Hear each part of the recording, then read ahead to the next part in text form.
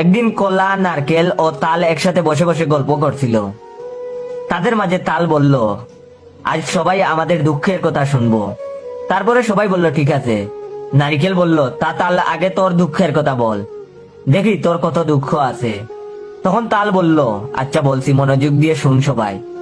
তাল বলল, মানুষের মনে একটুও মায়া দয়া নাই রে। মানুষ আমার এমন ভাবে চিপে চিপে খায়, তবুও তাদের মন ভরে না। ভাবছি হয়তো আমায় চিপে খাওয়ার পর ফেলে দিবে, না, তবু আমায় কুড়িয়ে কুড়াল দিয়ে কুবিয়ে খেলো। এটা শুনে নারকেল বলল, আর বলিস না, আমায় যে এত দূর থেকে ফেলে দে, আমি গাছ থেকে পড়তেই কোমরের হাড্ডি ভেঙে যায়। এরপরে খান ধরে তুলে নিয়ে আমায় আছাড় দিয়ে মাথা ফাটিয়ে খায়। তো এবার কলার পালা। তখন কলা বলল, আমার মান সম্মান বলতে কিছু নাই রে ভাই। আমায় যখন খাওয়া শুরু করে আমার কাপড় খুইলা খায়।